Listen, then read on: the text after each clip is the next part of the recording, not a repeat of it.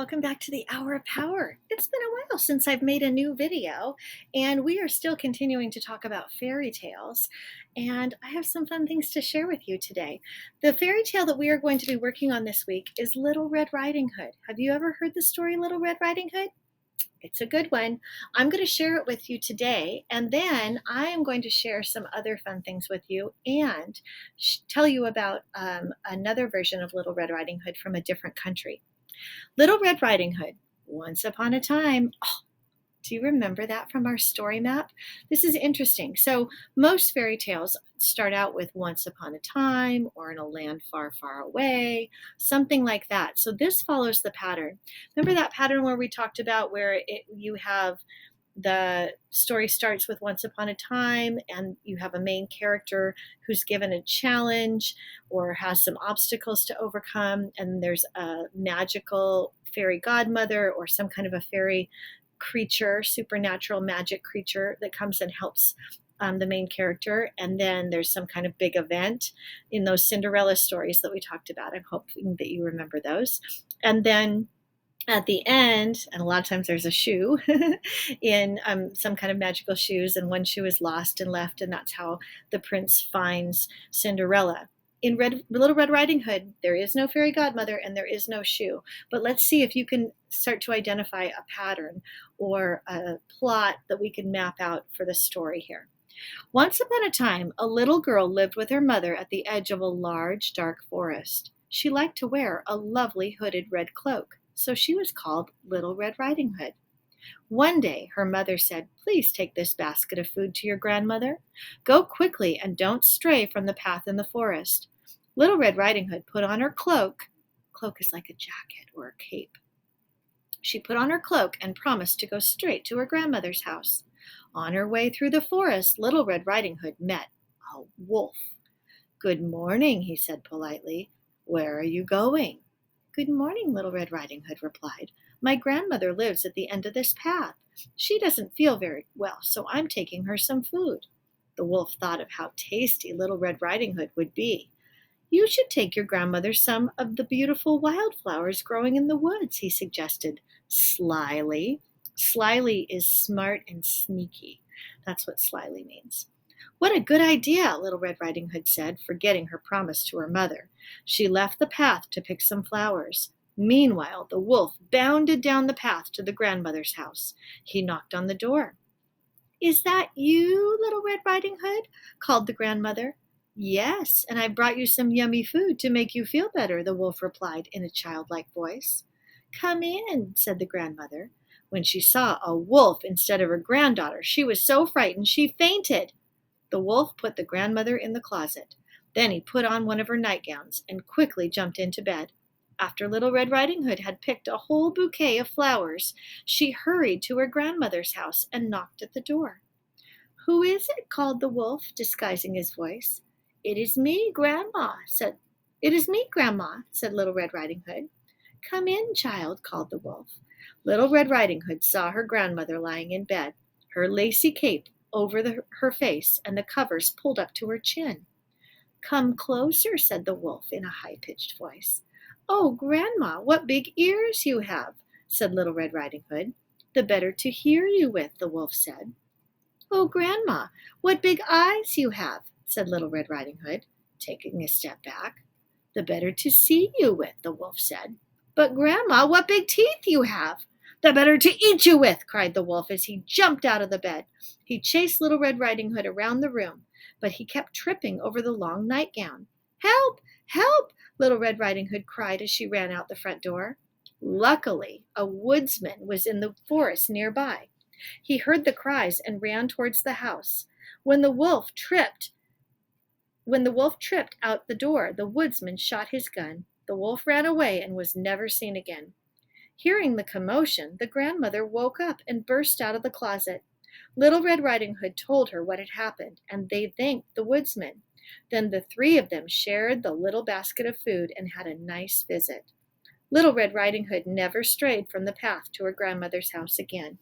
And you can see, I have here Little Red Riding Hood walking in the woods, and then This is actually a felt board where I can put different characters here. I don't have my characters here today, but this is the setting of the story, okay, or where it takes place at the end at least. The beginning, it takes place at Red Riding Hood's house, and then in the forest, and then finally at grandmother's house. And this is grandmother's house. There's the closet where she hid. There's the bed where the wolf got into bed and tried to trick Red Riding Hood. And then there's the door where the woodsman shot the gun and scared the wolf away. So everybody lived happily ever after. Okay? I have some really fun things. So I'm going to share with you my fun things, and then I'm going to tell you why I'm showing them to you. A couple of weekends ago, Miss Castillo went to the city of San Francisco, and I got to see the Chinese New Year parade. And look at, this is a lion. You can see him here. Okay, he's a lion, and I saw a lot of these lions in the parade, and so I got a puppet to bring back with me to share with my class. There also were giant versions of lions that had people inside of them, and I can show you here. Look at this. This is a lion. Look at, wow. He opens his mouth, and he can wiggle his ears, and then he has this long tail, or kind of body and tail here, where people would get inside and dance.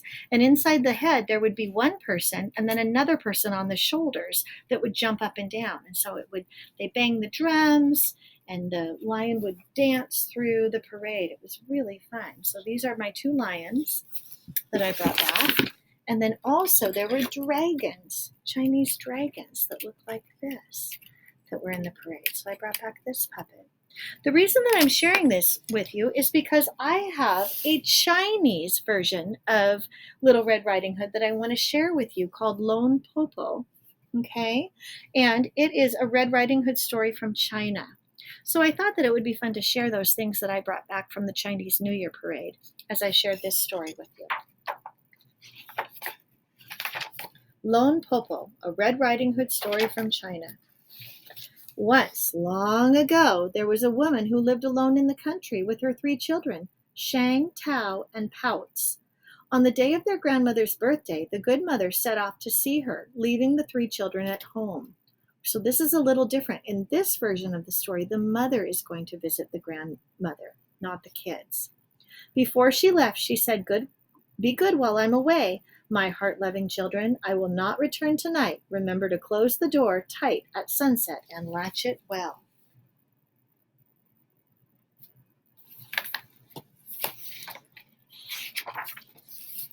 But an old wolf, oh, that's very similar to the Red Riding Hood story we just heard. Another wolf is in this story. But an old wolf lived nearby and saw the good mother leave. At dusk, which is the time right when it's getting dark. Dawn is the time when it's getting light in the morning, and dusk is the time when it's getting dark at night. At dusk, disguised as an old woman, he came to the house of the children and knocked on the door twice. Bang, bang.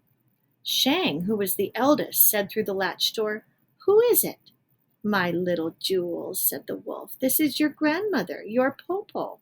"Popo," Shang said, "our mother has gone to visit you." Look at the picture. So in this story, the wolf dresses up like the grandmother, but the wolf comes to the children's house instead. And Popo in Chinese means grandmother. Lone means wolf. The wolf acted surprised. "To visit me?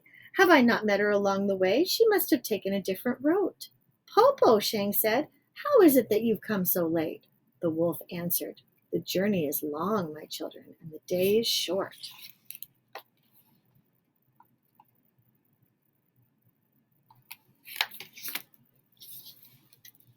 Shang listened through the door. "Popo," she said, "why is your voice so low?"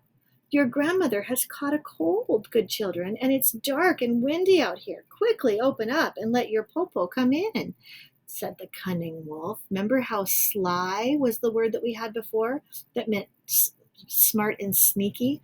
Cunning also means smart and sneaky.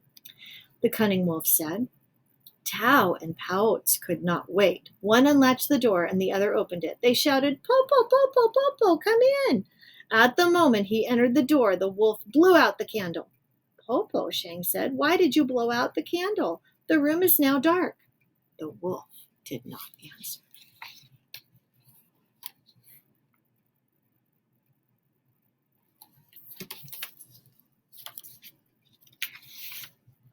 Tao and Pouts rushed to their Popo and wished to be hugged. The old wolf held Tao. "Good child, you are so plump." He embraced Pouts. "Good child, you have grown to be so sweet." Soon the old wolf pretended to be sleepy. He yawned. "All the chicks are in the coop," he said. "Popo is sleepy too." When he climbed into the big bed, Pouts climbed in at one end with the wolf, and Shang and Tao climbed in at the other. But when Shang stretched, she touched the wolf's tail. "Popo, Popo, your foot has a bush on it."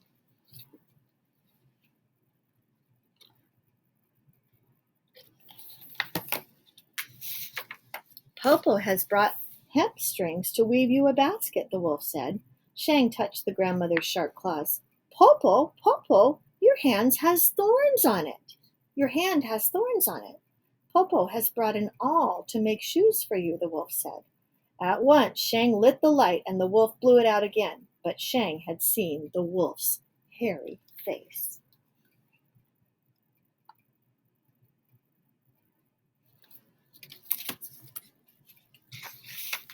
"Popo, Popo," she said, for she was not only the eldest, she was the most clever. "You must be hungry. Have you eaten ginkgo nuts?" "What's ginkgo?" the wolf asked. "Ginkgo is soft and tender like the skin of a baby. One taste and you will live forever," Shang said, "and the nuts grow on the top of the tree just outside the door." The wolf gave a sigh. "Oh dear, Popo is old. Her bones have become brittle. No longer can she climb trees." "Good, Popo. We can pick some for you," Shang said.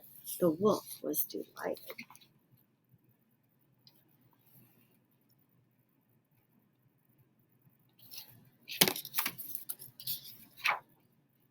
Shang jumped out of bed, and Tao and Pao came with her to the ginkgo tree.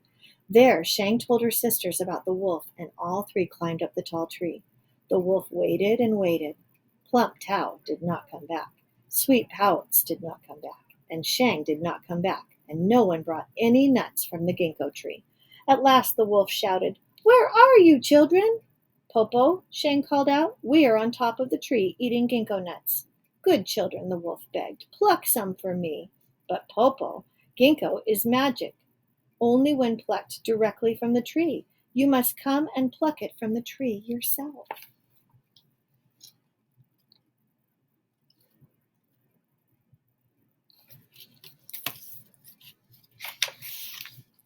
The wolf came outside and paced back and forth under the tree where he heard the three children eating the ginkgo nuts at the top.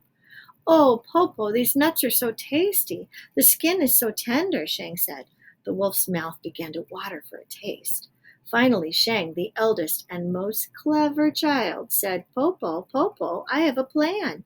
At the door there is a big basket." There was also a basket in the last story. "Behind it is a rope. Tie the rope to the basket, sit in the basket, and throw the other end to me. I can pull you up."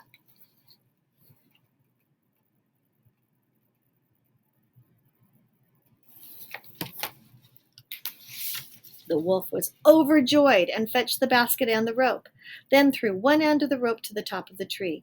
Shang caught the rope and began to pull the basket up and up and up. Halfway, she let go of the rope, and the basket and the wolf fell to the ground. "I am so small and weak, Popo," Shang pretended. "I could not hold the rope alone." "This time I will help," Tao said. "Let us do it again." Oh, look at that picture. Them pulling the wolf up and then letting go of the basket, and the wolf came crashing down to the ground again.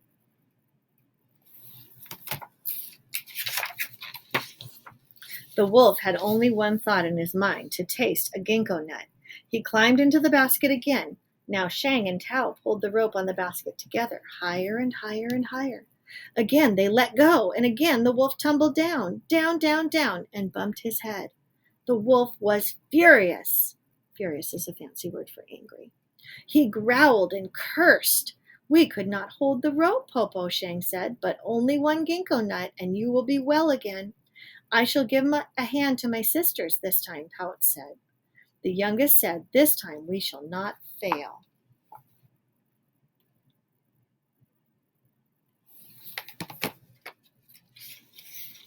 Now the children pulled the rope with all their strength. As they pulled, they sang, "Hey ho, hey yo," and the basket rose straight up, higher than the first time, higher than the second time, and higher and higher and higher until it was nearly to the top of the tree. When the wolf reached out, he could almost touch the highest branch. But at that moment, Shang coughed, and they all let go of the rope, and the basket fell down and down and down and down. Not only did the wolf bump his head, but he broke his heart to pieces.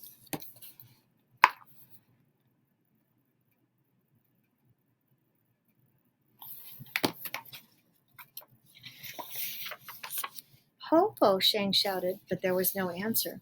"Popo," Tao shouted, but there was no answer. "Popo," Pout shouted. There was still no answer. The children climbed to the branches just above the wolf and saw that he was truly dead. They climbed down, went into the house, closed the door, locked the door with the latch, and fell peacefully asleep.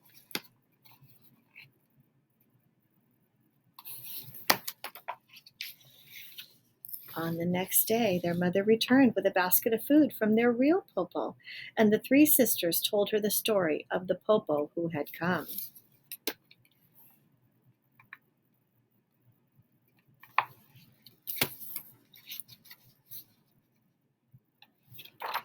That's the end.